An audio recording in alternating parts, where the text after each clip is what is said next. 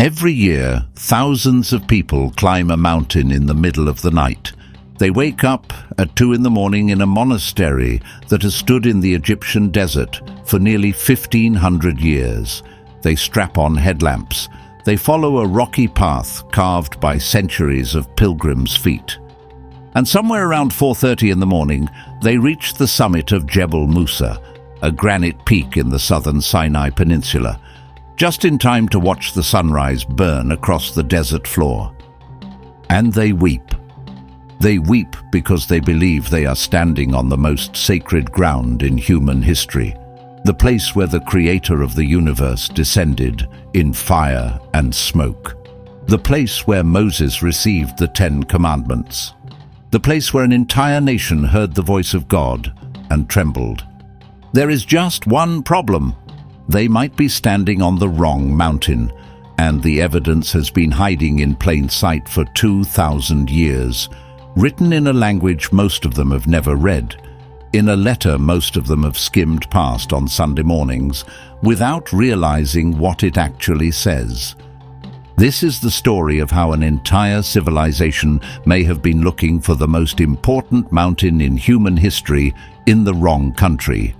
And if the real mountain has been found, it changes everything we thought we knew about the Exodus, the route the Israelites traveled, and where the foundation of Western law and morality was actually delivered.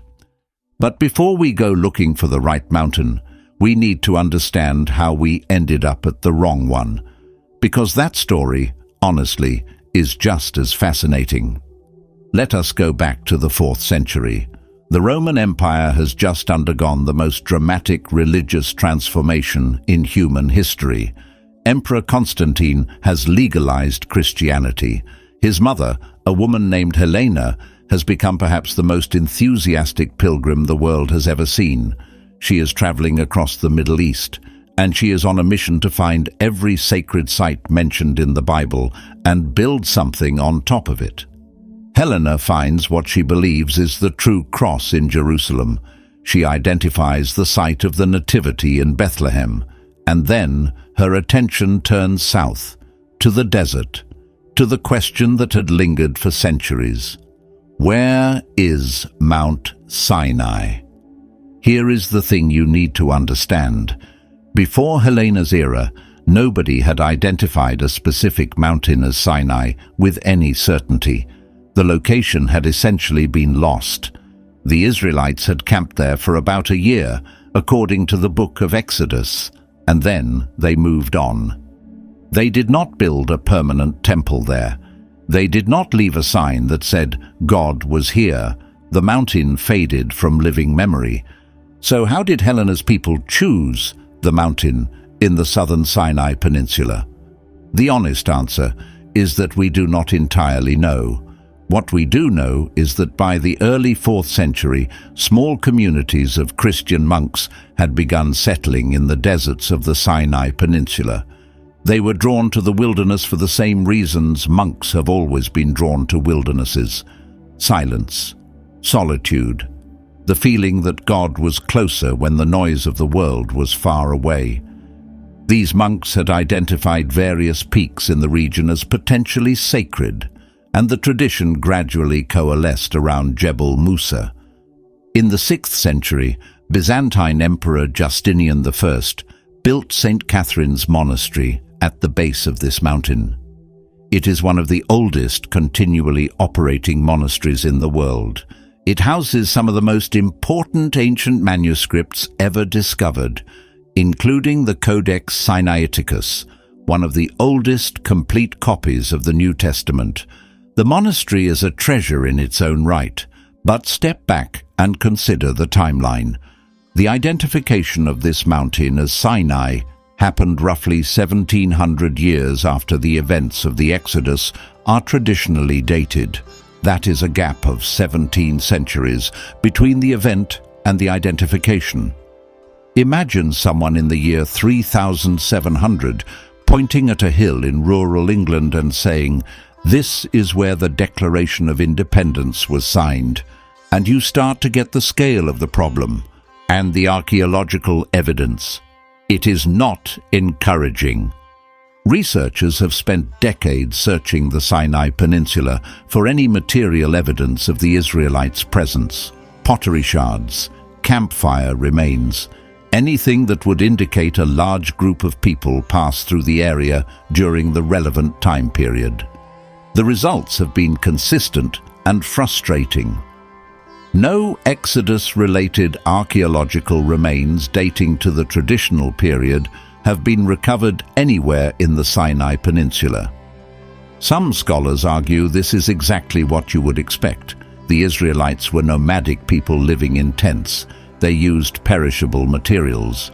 They did not build permanent structures during their wilderness wanderings.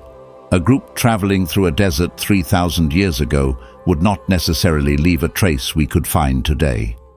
That is a fair point, but it also means we are relying entirely on tradition, not evidence, when we point to this particular mountain. There is another problem with the traditional site that almost nobody talks about. The book of Deuteronomy, chapter 1, verse 2, contains a geographical clue that is astonishingly specific. It says, "It is 11 days from Horeb by way of Mount Sinai to Kadesh Barnea, 11 days of travel." That is not a poetic flourish. That is a distance measurement. Kadesh Barnea has been identified by archaeologists in the northeastern Sinai, near the border of modern Israel and Egypt. Mount Sinai is associated with the territory of Edom in modern southern Jordan. If you calculate 11 days of travel on foot from Kadesh Barnea back through Mount Sinai, you end up in the mountains of northwest Arabia, not in the southern Sinai Peninsula. The traditional Jebel Musa is far too close to Kadesh Barnea. You could walk from the traditional site to Kadesh in significantly less than 11 days. And then there is the Elijah test. In 1 Kings chapter 19, the prophet Elijah flees from Queen Jezebel. He starts at Beersheba in the south of Israel and travels 40 days and 40 nights to reach Horeb, the mountain of God. 40 days of walking from Beersheba. If Mount Sinai is at the traditional location in the southern Sinai Peninsula, the journey from Beersheba would take roughly 7 to 10 days on foot. A fit traveler could do it in a week. 40 days makes no sense for that distance unless Elijah was walking in circles. But if Horeb is in northwest Saudi Arabia, the distance from Beersheba through the Negev, down to the Gulf of Aqaba, across into Midian, and then to the Jabal al-Lawz range, is roughly the kind of journey that would require 40 days of wilderness travel. The numbers actually work. Two independent distance calculations in the Bible both point away from the traditional site and toward Arabia, and yet, for 1700 years, we have ignored them. So, if the traditional site was chosen based on monk settlements and imperial patronage rather than historical evidence, the question becomes obvious. Did the ancient texts themselves ever tell us where to look? The answer is yes. And what they say might surprise you. We need to talk about a man named Paul. Before he became the most influential missionary in Christian history, Paul was a Pharisee. He was trained in Jerusalem under Gamaliel, one of the leading rabbinical scholars of the first century. He knew the Torah. He knew the Hebrew scriptures inside and out. He knew the geography of the ancient world. And around 49 AD, he wrote a letter to a group of believers in the region of Galatia, in modern Turkey. In that letter, in the 4th chapter, verse 25, Paul writes something that has been sitting in the New Testament for 2,000 years, waiting for people to actually pay attention to it. He writes, "For this, Hagar is Mount Sinai in Arabia."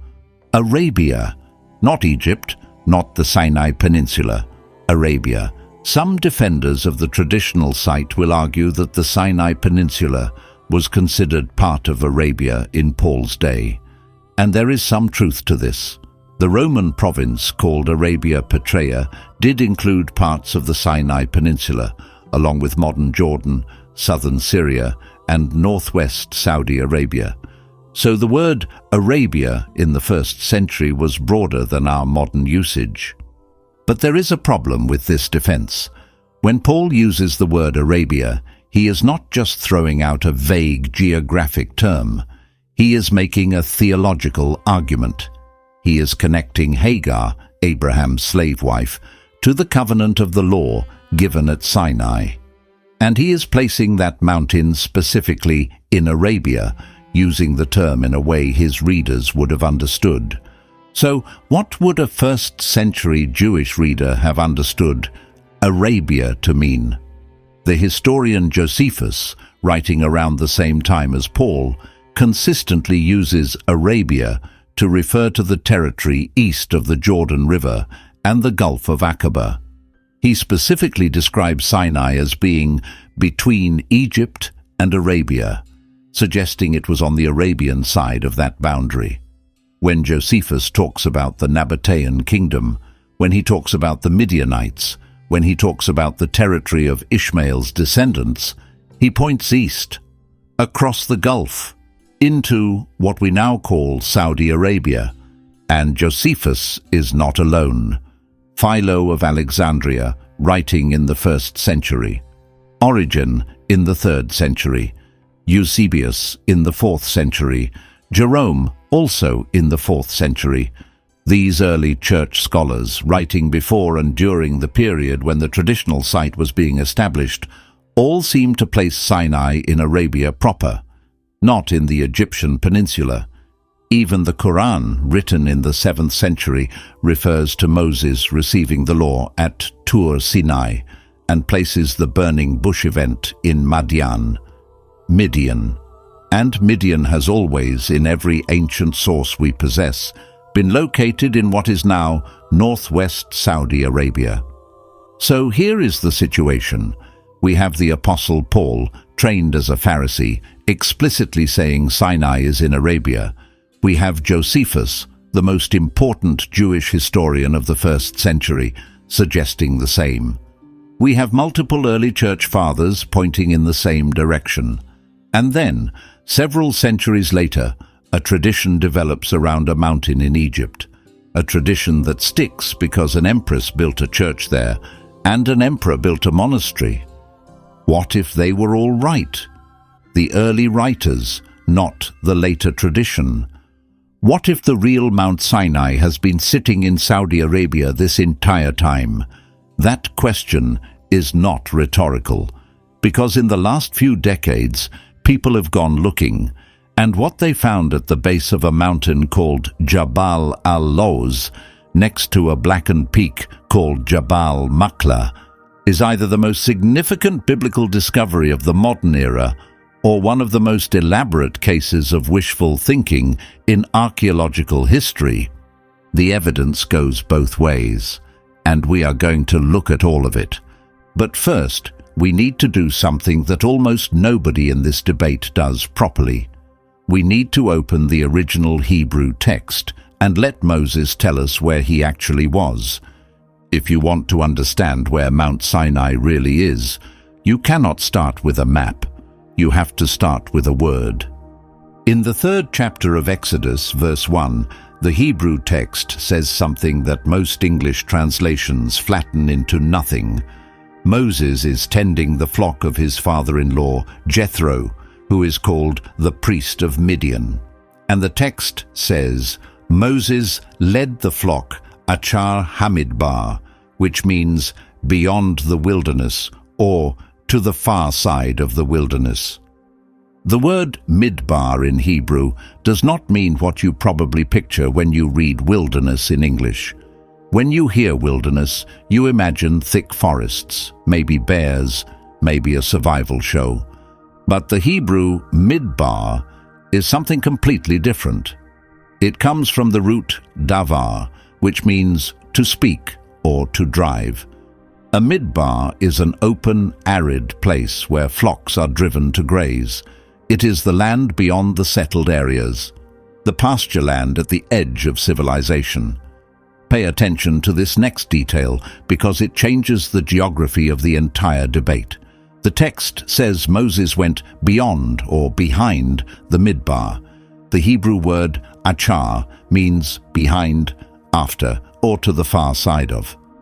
Moses did not just walk into the wilderness, he went through it and came out the other side. He went to the far edge of the grazing lands of Midian. And where did he end up? At the mountain of God, Horeb. This is crucial. Moses was in Midian. He was tending the flocks of a Midianite priest. He walked to the far side of the Midianite wilderness, and he arrived at the mountain of God. So, where was Midian? This is one of the rare cases in biblical geography where there is virtually no scholarly disagreement. Midian was in the northwest corner of the Arabian Peninsula, in what is now Saudi Arabia. The ancient city of Midian has been identified with the modern town of Al-Bad in the Tabuk region of Saudi Arabia. Archaeological excavations have confirmed this identification. The Midianites were an Arabian people. Think about what this means for the traditional site. If Moses was in Midian, tending Midianite flocks, and he walked to the far side of the Midianite wilderness and found the mountain of God, that mountain should logically be in or near Midian, in Arabia, not hundreds of miles away on the Egyptian side of the Sinai Peninsula. Defenders of the traditional site will argue that Moses could have traveled a great distance with his flocks. Shepherds do cover large areas. But the text does not describe an epic journey. It describes a shepherd going to the far edge of his pasture land, which is a normal thing shepherds do. The burning bush is presented as something that happened during an ordinary day of work, not at the end of an expedition. Let us keep reading. After the burning bush encounter, God tells Moses to bring the Israelites back to this same mountain.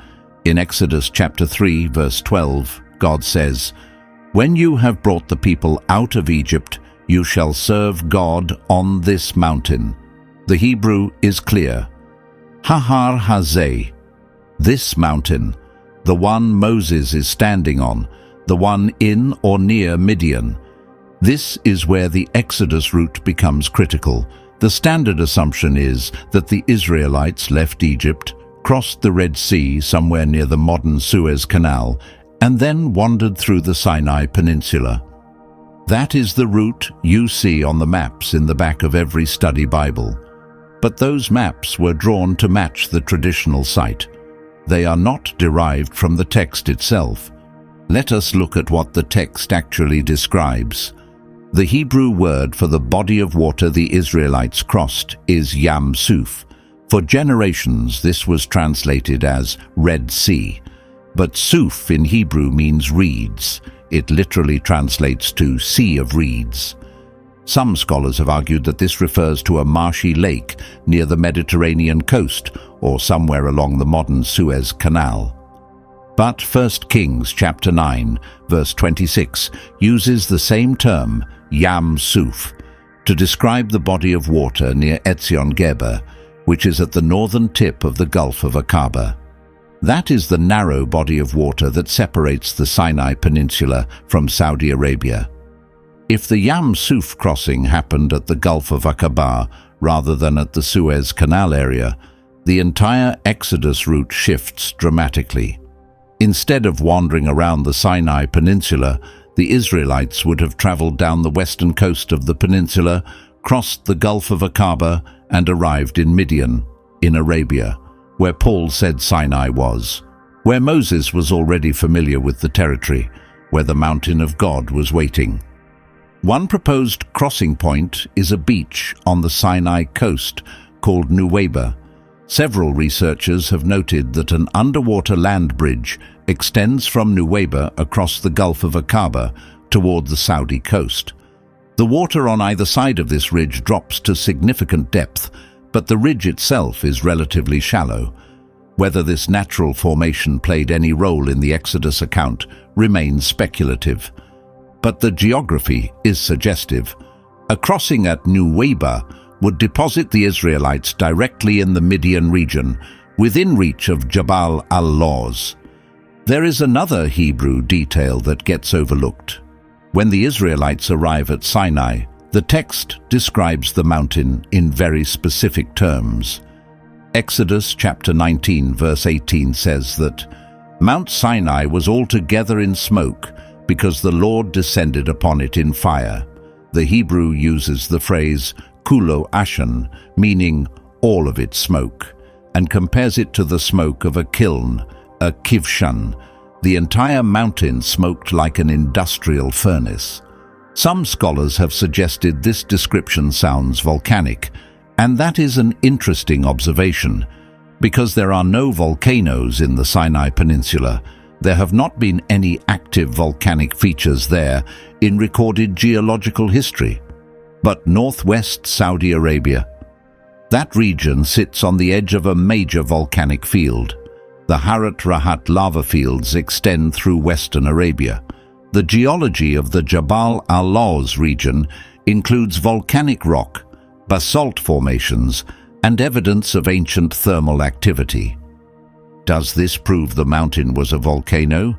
No. The text attributes the fire and smoke to the presence of God, not to geological processes. But it is worth noting that the description fits the geology of Arabia far better than it fits the geology of the Sinai Peninsula. There is one more Hebrew word we need to examine, and this one might be the most telling of all. The mountain has two names in the Hebrew Bible. It is called Sinai, and it is called Horeb. Scholars have debated for centuries whether these are two names for the same place or two different locations within the same mountain range. The Protestant reformer John Calvin believed they were the same mountain, with Sinai referring to the eastern face and Horeb to the western face. But look at the meaning of the names themselves. Scholars believe Sinai may derive from Sin, the Mesopotamian moon deity, suggesting the mountain was associated with moon worship before the Israelites arrived.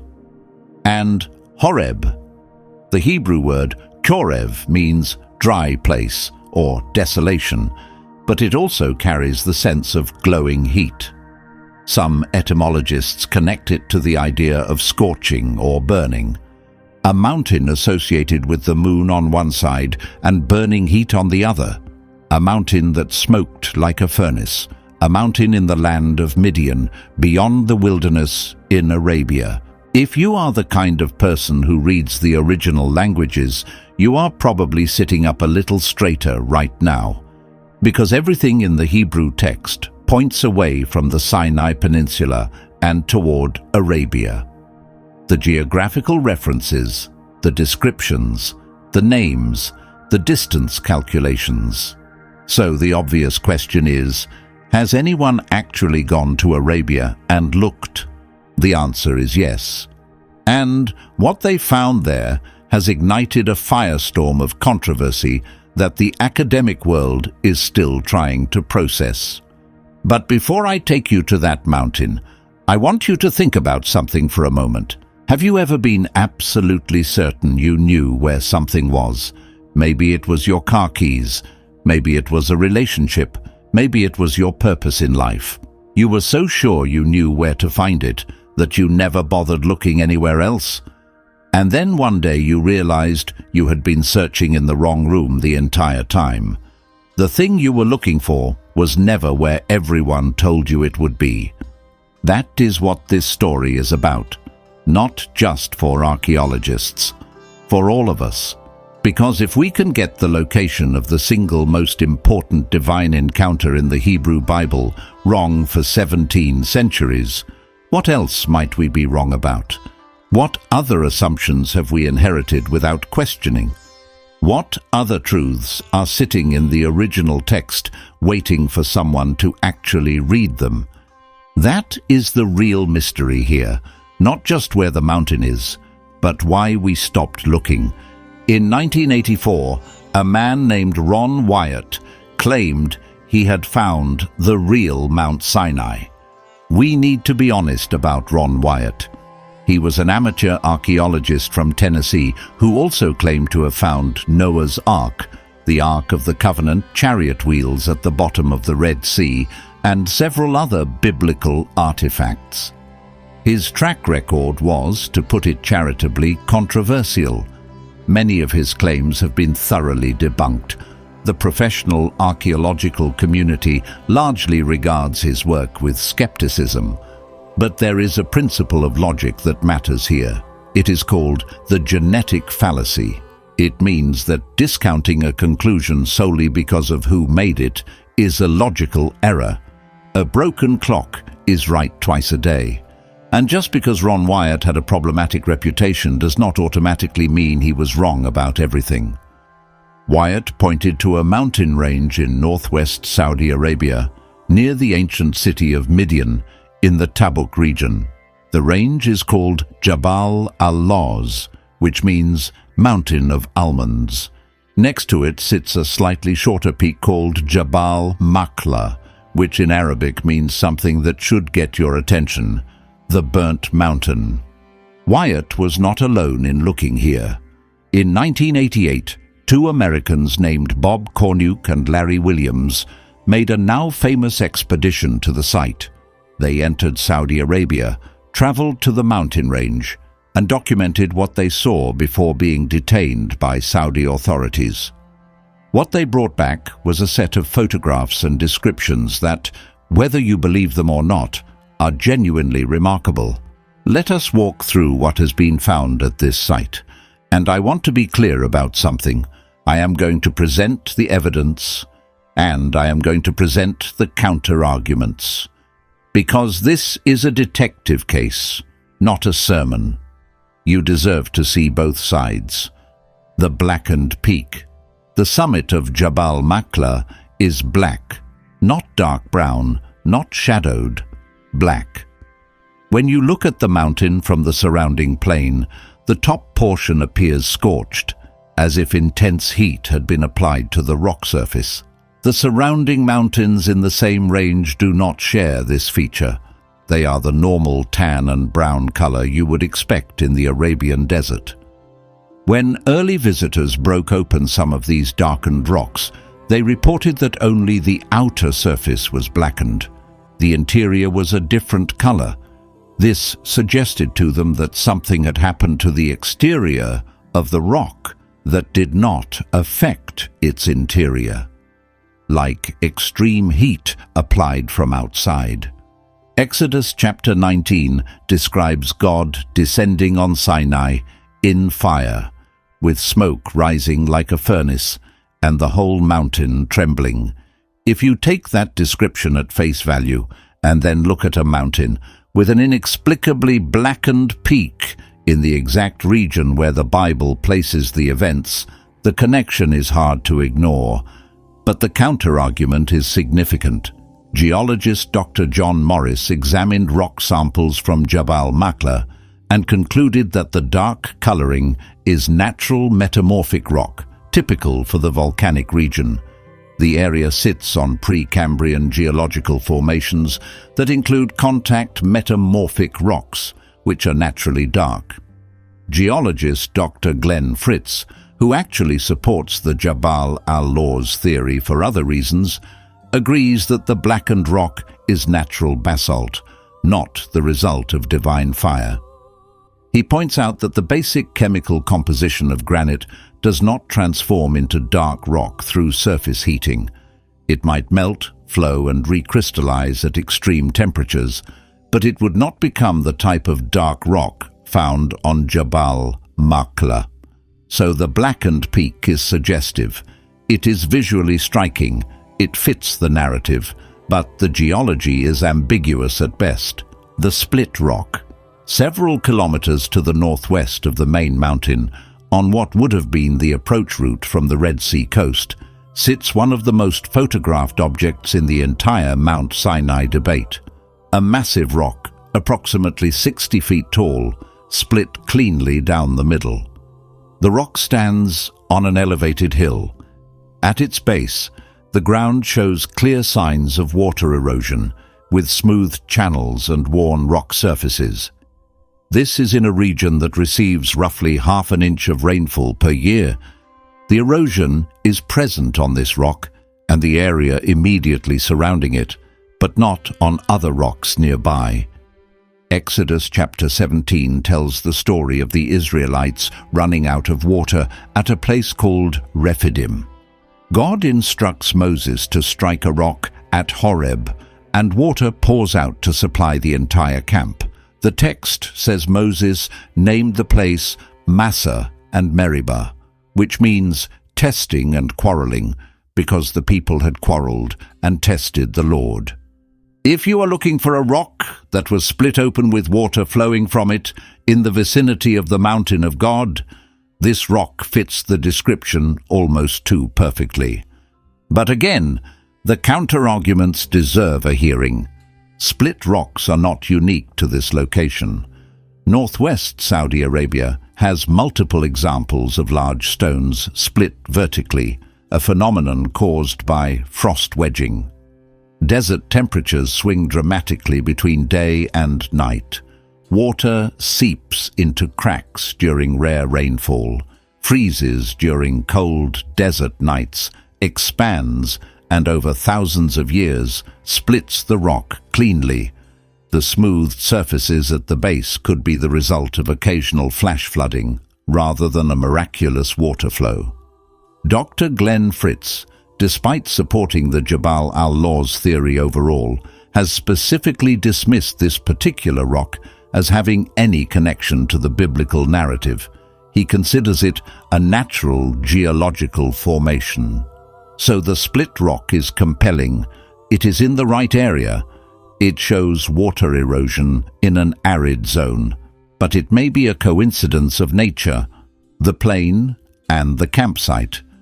Before we get to the golden calf altar, there is a feature of this site that deserves attention because it addresses one of the biggest logistical questions in the entire Exodus debate. The Book of Numbers records census figures suggesting the Israelite camp may have included 600,000 fighting men, plus women, children, and a mixed multitude of non-Israelites who joined them. Conservative estimates put the total population somewhere between 1 and 2 million people. More critical scholars argue the numbers are symbolic or exaggerated, but whatever the actual number, the camp was large, very large. Any proposed Mount Sinai needs a plain at its base big enough to support that kind of population, even temporarily. Tents, livestock, water sources, grazing land for animals. The traditional site at Jebel Musa has a relatively small plain in front of it called Erahah. It measures roughly 2 miles long by about half a mile wide. Some researchers have argued this is simply not large enough for the camp described in Exodus. Jabal Makla has a wide eastern plain stretching out from the base of the mountain that is significantly larger. Multiple researchers who have visited the site have described it as easily capable of accommodating a massive encampment. The plain extends for miles and is bordered by low hills that would have provided natural boundaries for the camp, which is consistent with the biblical description of the Israelites camping before the mountain. There is also a dry stream bed that runs from one of the peaks down to the base of the mountain, right next to the altar site. Deuteronomy chapter 9 verse 21 describes Moses grinding the golden calf to powder as fine as dust and throwing it into the brook that descended out of the mount, a seasonal stream flowing from the mountain to the camp. At Jabal Makla, that stream exists, and roughly a mile north of the camp area, outside what would have been the boundaries of the Israelite encampment, researchers have documented an ancient pre-Islamic graveyard. Exodus chapter 32 records that after the golden calf incident, Moses ordered the Levites to punish those who had participated in the idolatry. The text says about 3,000 men died that day. A burial ground outside the camp perimeter, in the right location, and of uncertain but ancient date, fits this account. Again, none of this is conclusive on its own. Desert graveyards can come from any period. Dry stream beds are common. Large plains exist across the Arabian landscape, but the convergence of all these features at the same site, in the same spatial arrangement described in the text, adds another layer to an already compelling pattern: the golden calf altar. This is where things get really interesting. Approximately 1.8 miles from the base of Jabal Makla, there is a pile of large rocks, roughly 30 feet by 30 feet by 20 feet high, with a flat top. On and around these rocks, researchers have found petroglyphs, rock carvings, specifically carvings of bulls and cows, and carvings of human figures who appear to be engaged in worship around these cattle. Finding pictures of cattle in Saudi Arabia is unusual. Cattle are not indigenous to the Arabian desert. Camels, yes. Goats, yes. But cattle? In the desert of northwest Arabia, the petroglyphs depict animals that some researchers believe resemble the Egyptian bull god Apis and the cow goddess Hathor. According to Exodus chapter 32, while Moses was on the mountain receiving the commandments, the Israelites grew impatient. They asked Aaron, Moses' brother, to make them gods. Aaron collected their gold jewelry, melted it down, and fashioned a golden calf. The people built an altar in front of it and began to worship. The text specifically says they sat down to eat and drink and rose up to play, a Hebrew phrase that implies something far more intense than a picnic. Some translations render this as revelry, and the Hebrew strongly suggests sexual activity. The text also says the people were perua, which means unrestrained or naked. At the Jabal Makla site, the rock carvings appear to show naked figures engaged in celebratory or worship activities around bull images. A pile of rocks with a flat top sits at the center, precisely the sort of structure you would expect from an improvised altar. The Saudi government has erected security fences around this site. A sign in both Arabic and English confirms it is an area of archaeological significance. Saudi police patrol the area. According to the published Saudi Archaeological survey, there is a local tradition that this is where the golden calf episode took place and that gold is buried underneath the stones. The Saudi government's official position, published in their archaeological reports, is that the petroglyphs are part of a general cultural tradition of cattle representation spanning from the Neolithic to the Nabatean period. They deny any correlation between these images and the Exodus narrative. Dr. Charles Whittaker challenged this conclusion in his 2003 doctoral dissertation. When you compare the bull images at this site to depictions of Apis and Hathor from Egyptian art, there are clear stylistic similarities. He was cautious about drawing definitive conclusions. He pointed out that bovine imagery appears at other sites across the Arabian Peninsula, but he also noted that the Saudi government's published conclusion seems designed to distance the site from any mosaic connection. And that raises another question. Why would the Saudi government fence off these particular rocks and patrol them with police? Why the official denial? What exactly are they protecting? We may never get a definitive answer to that question, but the fact that it hangs in the air is itself part of the story. The 12 pillars and the altar. At the base of Jabal Makla's eastern face, researchers have documented what they describe as the remains of a stone structure consistent with an altar, flanked by the remnants of stone pillars. Exodus chapter 24 describes Moses building an altar at the foot of the mountain and setting up 12 stone pillars representing the 12 tribes of Israel.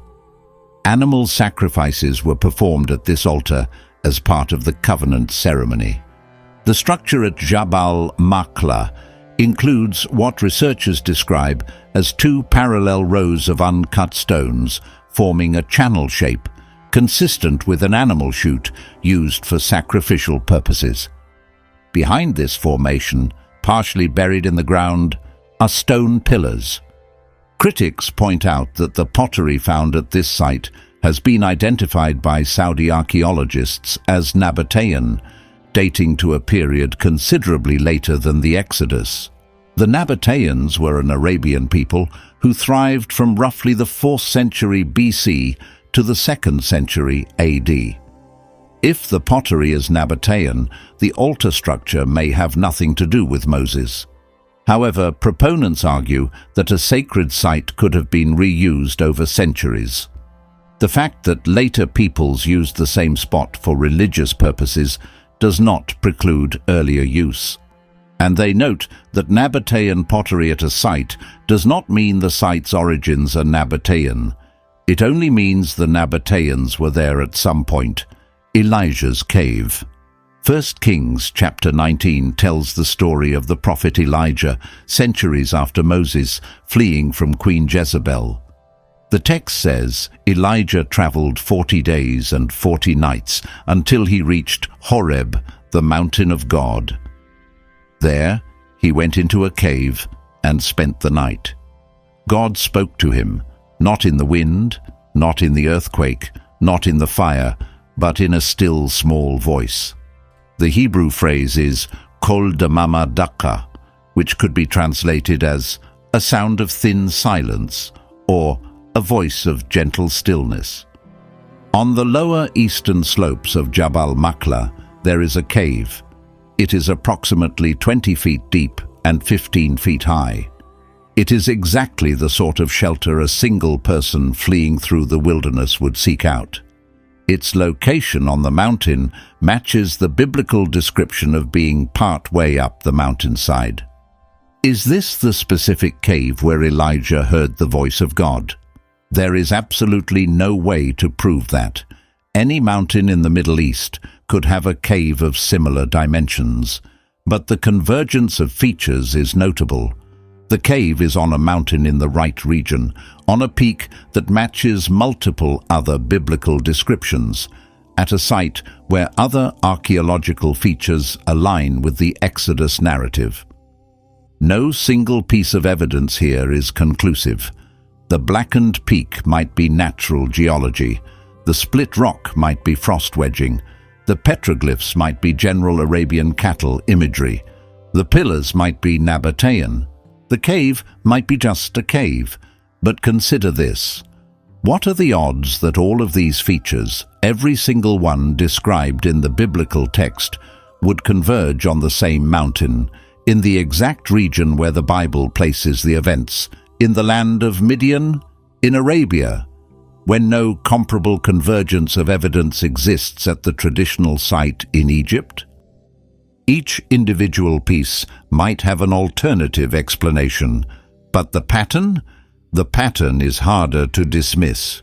We have been building a case, and if you are the kind of person who values intellectual honesty, you should be feeling a certain tension right now, because the evidence for Jabal Makla is genuinely compelling. But the counter-arguments are also real, and a responsible investigation examines both sides without flinching. So let us take the strongest objections seriously. The first and most significant objection comes from archaeology itself. The professional archaeological establishment has been largely skeptical of the Jabal al-Lawz theory, and their reasons are not trivial. The Armstrong Institute published a detailed two-part analysis in 2024 defending the traditional site. Their central argument is this: the people who popularized the Saudi Arabia theory, from Ron Wyatt to Bob Cornuke to Larry Williams, were not trained archaeologists.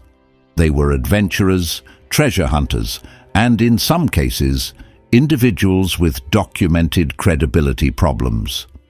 Not a single claim made by these explorers has been verified through peer-reviewed archaeological methodology. No controlled excavations have been conducted at the site. No stratigraphic analysis. No systematic pottery dating beyond the Saudi government's Nabatean identification. That is a legitimate criticism. In archaeology, how you dig matters as much as what you find. An artifact without context, without proper documentation of where exactly it was found and in what layer of soil, tells you almost nothing. And the evidence from Jabal Makla has come primarily from surface observations, photographs taken during unauthorized visits, and reports from people who were often more interested in proving a point than conducting careful science. The second objection concerns the word Arabia in Paul's letter. Gordon Franz, a biblical archaeologist who has written extensively on this topic, makes a detailed case that Paul's use of Arabia in Galatians 4:25 would have been understood broadly by his first-century readers. Franz points to Josephus's writings, which describe Arabia as encompassing territory from southern Syria to the Sinai Peninsula. The Roman province of Arabia Petraea included the Sinai.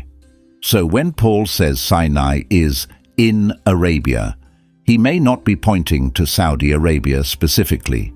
He may simply be saying it is in the broader region that Romans called Arabia, which could include the Sinai Peninsula.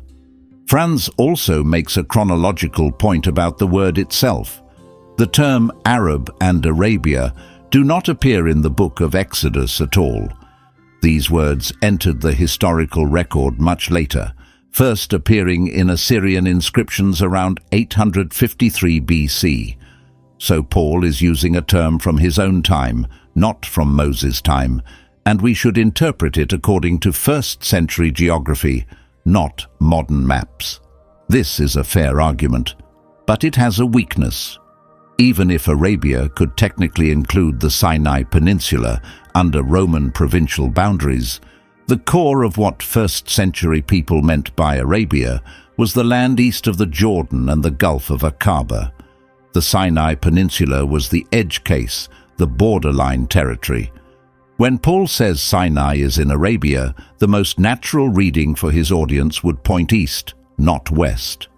Especially since he is connecting Sinai to Hagar, whose descendants, the Ishmaelites, were associated with the Arabian interior, not the Egyptian frontier.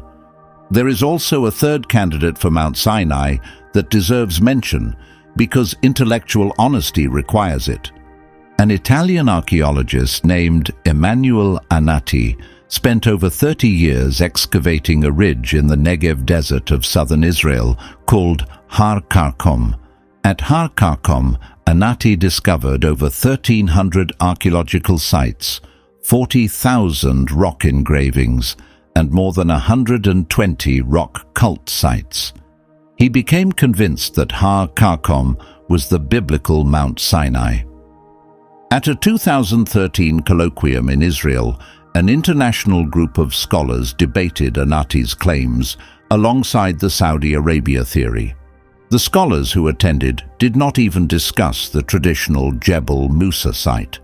They considered it essentially ruled out. The real debate was between Har Karkom and the Arabian candidates. Annati's problem is chronological. The most significant archaeological remains at Har Karkom date to the 3rd millennium BC, roughly 1,000 years before the traditional date of the Exodus. If the Exodus occurred around 1450 BC or even 1250 BC, the peak of sacred activity at Har Karkom was long over by then. So the Negev candidate has impressive archaeology, but the wrong dates. The Saudi Arabia candidate has the right geography and the right textual support, but insufficient professional excavation. And the traditional site has the right tradition, but neither the archaeology nor the textual support. The third objection against Jabal Makla is geological. We discussed the blackened peak. Multiple geologists have confirmed that the dark rock on Jabal Makla is natural metamorphic basalt, part of a Precambrian volcanic field. The entire mountain range includes volcanic rock. The dark coloring is not unique to the peak of Makla. It extends across significant portions of the regional geology. This is perhaps the most damaging piece of counter-evidence.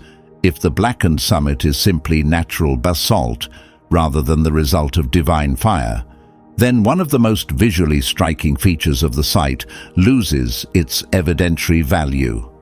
The mountain looks burnt, but looking burnt and being burnt are different things. The fourth objection concerns the petroglyphs. Bull and cattle imagery appears at archaeological sites across the entire Arabian Peninsula. From the Neolithic period through the Nabatean era, people in this region carved images of animals on rocks. Finding bull petroglyphs near a mountain in Saudi Arabia is not unusual. It is expected. The presence of bovine imagery does not automatically connect a site to the Exodus narrative. Furthermore, Rabbi Alexander Houle, author of Searching for Sinai, the Location of Revelation, raises an interesting theological objection. He argues that if the golden calf worship site had been real, the evidence would have been destroyed. Exodus chapter 34, verse 13, commands the Israelites to destroy altars and sacred stones associated with pagan worship. Moses himself ground the golden calf to powder, mixed it with water, and made the Israelites drink it. If Moses followed through on destroying the evidence of idolatry, why would we expect to find intact petroglyphs and altar structures thousands of years later? That is a genuinely clever argument. It turns the absence of evidence at the traditional site into a point in its favor. Maybe there is nothing to find at the real Sinai because the evidence was intentionally destroyed. But there is a counter to this counter. The command in Exodus 34 is about Canaanite altars in the Promised Land, not about the Sinai camp. And while Moses destroyed the golden calf itself, the text does not say he destroyed the rock on which the altar stood or the surrounding petroglyphs. Rock carvings are not so easily eliminated. You can destroy an idol without erasing every carving on every stone in the vicinity. So where does all of this leave us? Somewhere uncomfortable. And I think that discomfort is important. The traditional site has tradition on its side. 1,500 years of monastic devotion. One of the world's great manuscripts discovered in its monastery. The weight of centuries of pilgrimage. But it has no archaeological support, a shaky textual foundation, and it requires the Israelites to have somehow ended up in a place that does not match the geography of their own story. The Saudi Arabia site has geographical alignment, textual support, a convergence of physical features, and the weight of Paul's own words. But it has no controlled excavation, natural geological explanations for its most dramatic features, and it relies heavily on the reports of untrained explorers whose methods would not pass academic muster. If you were on a jury, you would not have enough evidence to convict beyond reasonable doubt, but you would have more than enough for probable cause. And maybe that is the honest place to stand right now. Not certainty, not dismissal, but serious, warranted curiosity. Because here is what I keep coming back to. The text itself, the original Hebrew, Exodus, and the letter to the Galatians, and the writings of Josephus, all point in the same direction. The text says Midian. The text says Arabia. The text says beyond the wilderness. The text says 11 days from Kadesh Barnea, and every one of those markers points east across the Gulf of Aqaba to the mountains of northwest Saudi Arabia. The tradition says otherwise, and we have to ask ourselves, when the text and the tradition disagree, which one do we follow? That is not just an archaeological question, that is a life question, and we need to sit with it for a moment. Because think about your own life right now. How many of the things you believe about yourself, about God, about how the world works, did you actually derive from the original source? And how many did you inherit from a tradition that someone started centuries ago for reasons that may have had nothing to do with truth? We all have our traditional Mount Sinais, the places where we have built monasteries of certainty, the mountains we climb in the dark, absolutely convinced we are going to the right summit. And sometimes, maybe more often than we want to admit, we are climbing the wrong mountain because someone we trusted pointed us there, and we never thought to check the map ourselves. The Hebrew Bible has a word for this, ta'ah. It means to wander, to stray, to go astray, and it is exactly the word used to describe sheep that have lost their way. There is no shame in the wandering. The shame would be in refusing to look up and reorient once you realize the terrain does not match the description. We have traveled a long way together, from the candlelit chambers of St. Catherine's Monastery to the fenced-off rocks of northwest Saudi Arabia, from the Greek of Paul's letters to the Hebrew of Moses' account, from academic journals to desert caves. But I want to step back from the evidence for a moment and talk about something that documentaries about Mount Sinai almost never address. And it might be the most important part of this entire story. Why does it matter? Not just historically, not just archaeologically. Why does the location of this mountain matter to you right now, today? The answer is buried in a Hebrew word that we have not examined yet. The word is midbar.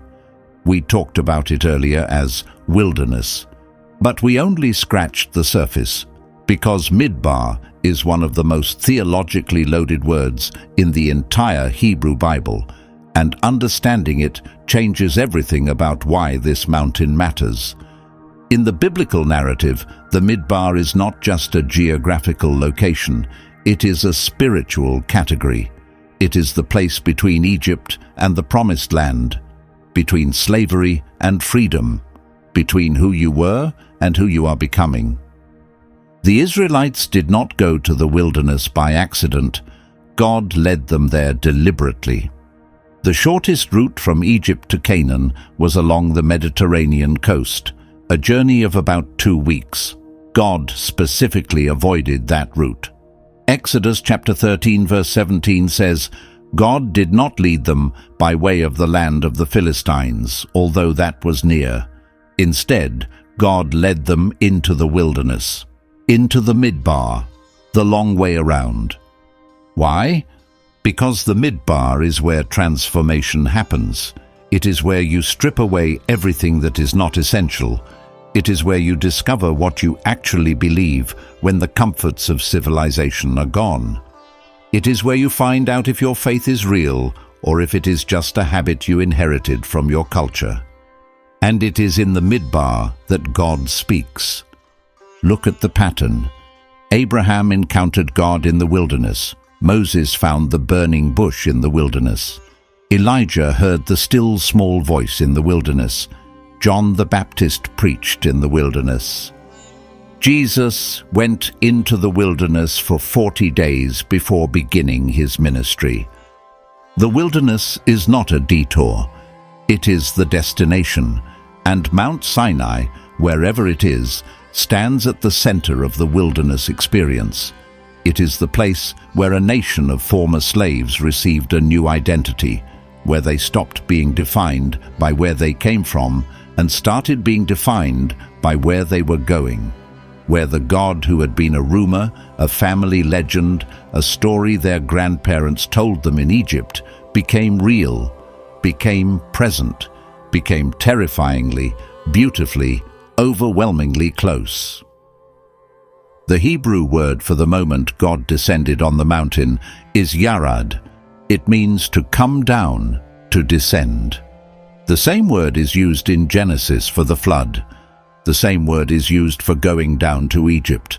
It implies movement from a higher place to a lower one, not just physically, but in terms of vulnerability. When God descends to Sinai, it is an act of divine condescension, the infinite making itself accessible to the finite, the Creator entering the created world in a way that shakes the ground. And the people's response? The text says they trembled. The Hebrew is sharad. It does not just mean shaking with fear. It means a deep, involuntary physical response to the presence of something overwhelming. It is the trembling you feel when something is so real, so undeniable, so beyond anything you have ever experienced, that your body responds before your mind can catch up. Have you ever had a moment like that? A moment where something was so true, so raw, so unmistakably real, that you felt it in your bones before you could put it into words. That is what happened at Sinai, whatever mountain it was. Consider what that experience actually produced. The Ten Commandments are not just a religious document. They are the foundation of every legal system in the Western world. The idea that there are universal moral laws that apply equally to kings and peasants, that murder is wrong regardless of who commits it, that bearing false witness corrupts justice, that coveting your neighbor's life leads to destruction. These ideas did not exist in the ancient world before Sinai. In Egypt, the Pharaoh was the law. In Mesopotamia, the gods were capricious and their commands were arbitrary. The concept of a moral law that binds everyone, including the deity who gives it, was revolutionary. It still is. And that revolution happened at a specific mountain, on a specific day, to a specific group of people who were terrified out of their minds. They did not receive these commandments in a library. They received them in a thunderstorm, with the ground shaking beneath their feet. With a voice so overwhelming they begged Moses to make it stop. That matters. The location matters. Because the physical reality of the event grounds it in history, not mythology. The thing about that experience is that it does not depend on getting the geography right. The people who climb Jebel Musa at 4 in the morning and weep at the sunrise. Their experience is real. Their encounter with the sacred is real, even if they are on the wrong mountain. Because the point of Sinai was never the mountain. The point was the encounter. The point was that God descended. The point was that a group of people who had been defined by their slavery heard a voice that said, "I am the Lord your God, who brought you out of the land of Egypt, out of the house of bondage." The voice did not say, "I am the God of this particular mountain." The voice said, "I brought you out." The emphasis is on the relationship, not the real estate. But the search for the right mountain still matters, and the reason goes deeper than archaeology. When we misidentify the location, we unconsciously give ourselves permission to treat the whole story as myth. If the traditional site has no archaeological support, skeptics can point to that absence and say, "See? The Exodus never happened. There is no evidence." And for decades, that is exactly what many secular scholars have done. The lack of evidence in the Sinai Peninsula has been used as an argument against the historicity of the Exodus itself. But what if the evidence exists? What if it has been sitting on the other side of the Gulf of Aqaba, in a country that restricts access, guarded by fences and police, unexcavated and unstudied, because the academic world has been looking in the wrong place? That would not prove that God descended in fire. Science cannot measure the divine, but it would prove that a massive group of people camped at the base of a mountain in Arabia, performed sacrifices, created altars, and left traces that match the biblical description with remarkable specificity. It would move the Exodus from no evidence to significant evidence. And that shift matters. Not because faith requires evidence, but because faith should not be undermined by evidence that was simply never found because nobody bothered to look in the right place. There is a concept in Hebrew called emunah. It is usually translated as faith, but that translation is misleading. The Hebrew word comes from the root aman, which means to be firm, to be steady, to be reliable. Emunah is not blind belief. It is not closing your eyes and hoping. It is the steadfast reliability that comes from having encountered something real. The Israelites at Sinai did not believe in God because someone told them to. They believed because the mountain shook, because the voice spoke, because the experience was so overwhelming that their bodies trembled. Real faith is not threatened by evidence. Real faith goes looking for it. And that is why the question of Mount Sinai's location matters, not because God needs a GPS coordinate, but because we need to know that the story happened somewhere, that it was not just a metaphor, that real people stood at the base of a real mountain and heard something that changed the course of human civilization. Whether that mountain is in Egypt or Saudi Arabia, the voice that spoke from it said something that still echoes through every legal system, every moral code, every human rights document on the planet. You shall not murder. You shall not steal. You shall not bear false witness. You shall have no other gods before me. Those words came from somewhere, and the search for that somewhere is not just an academic exercise. It is a pilgrimage, an act of taking the text seriously enough to follow where it leads, even when it leads away from comfortable tradition. And maybe, just maybe, that is the real lesson of the Midbar. The wilderness is where you go when you are willing to leave behind what is familiar in order to find what is true. We started this journey with a question: where is Mount Sinai? And I want to be honest with you about where I think the evidence leads, while acknowledging what we do not and cannot know. The traditional site in the southern Sinai Peninsula was chosen based on monastic tradition, not on historical evidence. No Exodus-era archaeological remains have been found there. The geography does not align well with the biblical text. The distance calculations do not work. The site was identified roughly 1700 years after the events it claims to commemorate. The Saudi Arabia site at Jabal Makla and Jabal al-Lawz sits in the ancient land of Midian, where the Bible explicitly places Moses and the burning bush. It is in Arabia where Paul explicitly places Mount Sinai. It has a blackened peak, a split rock with water erosion, bull worship petroglyphs, a 12-pillar altar structure, a cave matching Elijah's description, a stream bed descending from the mountain, an ancient graveyard outside the camp area, and a plain large enough to accommodate a massive encampment. Every one of these features has an alternative natural explanation, but no other site in the Middle East has all of them converging in the same place. The honest conclusion? We do not have certainty. What we have is a very strong circumstantial case that has never been properly investigated because the Saudi government restricts access and the academic establishment has been slow to take it seriously. What needs to happen is straightforward. Controlled archaeological excavation at Jabal Makla, professional stratigraphic analysis of the altar site, peer-reviewed dating of the petroglyphs using modern techniques, independent geological survey of the blackened rock, open academic access to a site that has been treated as a political sensitivity rather than a historical treasure. Until that happens, we are left with a mystery, and mysteries in the biblical tradition are not problems to be solved. They are invitations to go deeper. Remember the word we discussed earlier?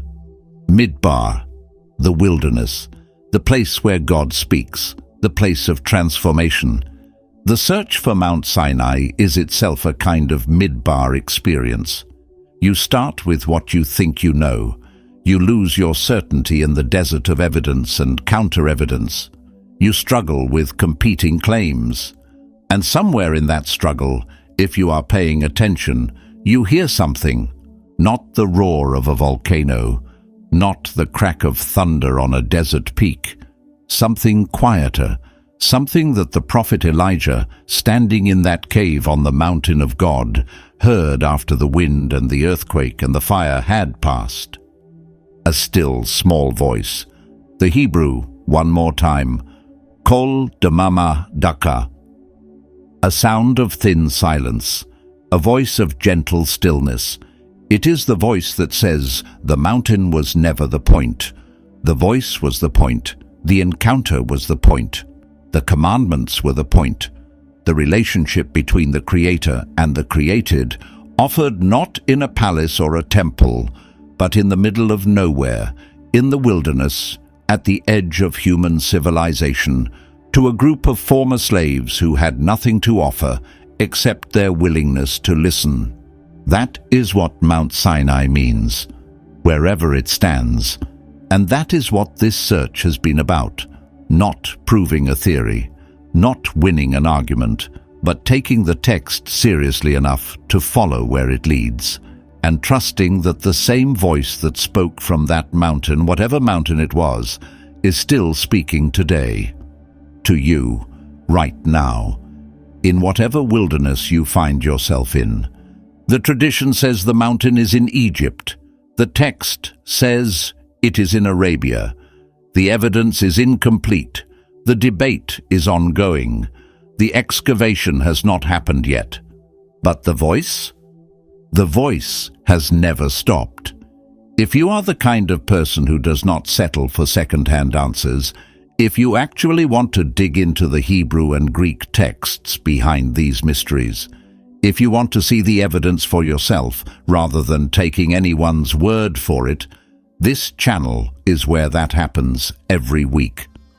Subscribe, because the next video goes even deeper into a question that nobody has thought to ask. And if this video made you think, if it challenged an assumption or opened a door you did not know was there, share it with one person who would care. Not because I need the views, but because this conversation matters. It has been 1700 years overdue. The mountain is still out there, and the voice is still speaking. The only question is whether we are willing to go to the wilderness to hear it.